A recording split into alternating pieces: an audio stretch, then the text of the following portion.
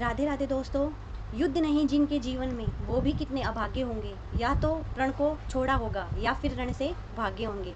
कोई भी चीज़ कठिन नहीं होती, बस उस चीज़ को आसान बनाने का तरीका हमें पता होना चाहिए। तो बहुत से स्टूडेंट है जिनको अल्प प्राण और महाप्राण को लेकर बहुत जो है तकलीफ का सामना करना पड़ता है कि ये हमें याद नहीं होते। तो आज हम अल्प प्राण और महाप्राण की जो ट्रिक है उसको अच्छे से पढ़ेंगे और उसको यहीं क्लास में याद करेंगे। यहाँ से पढ़ने के बाद आपका जो क्वेश्चन है अल्प प्राण और महाप्राण से कभी भी गलत नहीं होगा, और डेफिनेटली यहाँ से हम जो नंबर है अपने गेन कर पाएंगे। ये क्लास एचटेट के लिए, यूजीसी नेट के लिए और सभी जितने भी एग्जाम जिसमें व्याकरण आती है सभी के लिए समान रूप से महत्वपूर्ण है। तो जिसने भी अभी तक चैनल को सब्सक्राइब नहीं किया हो वो चैनल को सब्सक्राइब कर लेना, और वीडियो अच्छी लगे तो वीडियो को लाइक कर देना।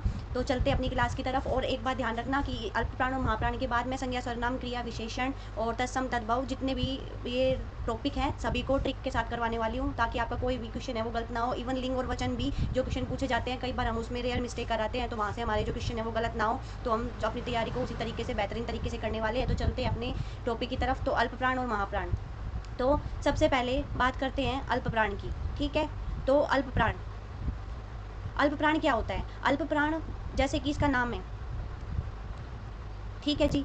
अल्प का मतलब क्या होता है? अल्प को हम ऐसे ले लेते हैं, अल्प का मतलब छोटा या फिर कम। तो उच्चारण में, जिनके उच्चारण में यानी कि जिन वर्णों के उच्चारण में या जिन व्यंजनों के उच्चारण में जो कम ऊर्जा या फिर श्वास और वायु की मात्रा है वो कम खर्च होती है, ठीक है, जब हम उनका उच्चारण करते हैं तो जो हमारी वायु है वो कम मात्रा में निकलती है, तो वो क्या है भाई? अल्प प्राण है। तो प्रत्येक वर्ग का प्रथम, द्वितीय और पंचम वर्ण क्या होता है? वो पहला, तीसरा और पांचवा वर्ण क्या होता है? वो अल्प प्राण होते हैं। अभी हम आगे समझने वाले हैं। और सभी अंतस्थ व्यंजन, ये पूछा भी जाता है, सभी अंतस्थ व्यंजन क्या है भाई? अल्प प्राण या महाप्राण। तो ये सभी अंतस्थ व्यंजन यानी कि य, र, ल, व, इनको बोलते समय भी हमारा जो समय है वो कम खर्च होता है, तो ये भी क्या है भाई? अल्प प्राण है। ठीक है, तो हमें याद रखना है कि सभी अंतस्थ यानी कि य, र, ल, व अल्प प्राण है। उसके बाद हम बात करते हैं महाप्राण की। तो महाप्राण जैसे कि महा, महा समझ लो, महा यानी कि बड़ा, है ना, महान, है ना। तो उच्चारण में क्या होता है भाई? ज़्यादा ऊर्जा खर्च होती है और श्वास की मात्रा भी ज़्यादा निकलती है, और वायु है वो अधिक खर्च होती है। तो ऊर्जा, श्वास और वायु जिसमें ज़्यादा लगती है वो महाप्राण, और जिसमें कम लगती है वो अल्प प्राण। प्रत्येक वर्ग का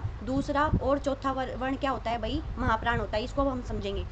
और सभी ऊष्म वर्ण क्या होते हैं भाई? महाप्राण होते हैं। श, स है, ये क्या है भाई? ऊष्म व्यंजन जितने भी हैं वो हमारे महाप्राण के अंतर्गत आते हैं। तो चलिए चलते हैं। तो हमने बात की कि पहला, तीसरा और पांचवा, ठीक है, और ये हमारा दूसरा और चौथा ये होता है महाप्राण, और ये होता है अल्प प्राण। ठीक है जी। तो अब हम बात करते हैं, पहले तो वर्ग क्या होते हैं। ठीक है, यहाँ लिखा हुआ है ना वर्ग, ऊपर भी लिखा हुआ था वर्ग, तो ये हमारे वर्ग होते हैं। ठीक है, इन्हीं वर्गों का पहला, तीसरा और पांचवा अल्प होता है, और इन्हीं का ही दूसरा और चौथा क्या होता है? महा होता है।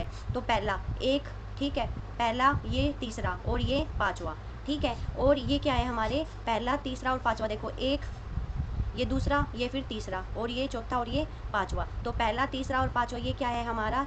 ये है हमारा अल्प प्राण। इसी प्रकार ये पूरी लाइन, यानी कि ये पूरी लाइन किसकी हो जाएगी? ये पूरी लाइन हो जाएगी हमारी अल्प प्राण की। ठीक है, इसको ऐसे भी याद रख सकते हैं अल्प प्राण को, कचट तप, एक शब्द बन गया कचट तप। ठीक है, उसके बाद ये हमारी तीसरी लाइन, ये पूरी लाइन भी हमारी क्या है भाई? अल्प प्राण। और उसके बाद ये हमारी ये वाली लाइन भी क्या है भाई? अल्प प्राण। हो गया। अब दूसरा और चौथा होता है महाप्राण। तो मैं एक बार कलर चेंज कर लेती हूँ।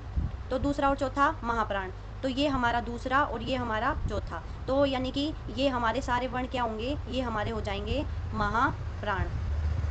आ गया जी समझ में कि कै, कै, गे और ये हमारा अंगा और इया। ठीक है, च, छ, जय, ठीक है। उसके बाद ट, ठ, ढ, ण, उसके बाद त, द और न, प, भ और मैं, ये हमारे क्या हैं? ये हमारे अल्प प्राण हैं। और उसके बाद एक और दो, यानी कि ये दोनों, दूसरा और चौथा, ये हमारे महाप्राण हैं। तो ये वाले दोनों, ये सभी, ये हमारे हो जाएंगे महाप्राण। तो ये यहाँ से हमको याद रखना है कि ये पूरी लाइन हमारी महाप्राण की है। ठीक है, यानी कि ख, घ, छ, झ, ढ, ठ और ढ, उसके बाद थ, ध और फ और भ। ठीक है, तो हम आगे चलते हैं। तो यहाँ मैंने अल्प प्राण रखे, ये सारे कचट तप, ये सारे हमारे अल्प प्राण इसमें आ गए, और ये सारे हमारे महाप्राण, ये यानी कि दूसरा और चौथा हमारा महाप्राण, और पहला, तीसरा, पांचवा ये हमारा हो गया अल्प प्राण। इसके साथ साथ अल्प प्राण में हमारा य, र, ल, व, और महाप्राण में हमारा श, स, शामिल है। ठीक है, श से है शामिल है। तो उम्मीद है आपको ये क्लास अच्छी लगी होगी और आपको ये जो जानकारी है ये पसंद आई होगी। और याद करने का तरीका इसी प्रकार, जब हम इसको, ये टेबल आप याद कर सकते हैं, जब हम इस टेबल को याद कर लेंगे तो हमारे लिए अल्प प्राण और महाप्राण को छांटना आसान हो जाएगा। तो इसी प्रकार से ट्रिक से पढ़ने के लिए आप मेरे चैनल को फॉलो कर सकते हैं, चैनल को सब्सक्राइब कर सकते हैं और मेरे टेलीग्राम ग्रुप से जुड़ सकते हैं। मैं अपने सारे नोट हमारे जो टेलीग्राम ग्रुप है उसी में शेयर करूँगी। सभी को धन्यवाद। राधे राधे।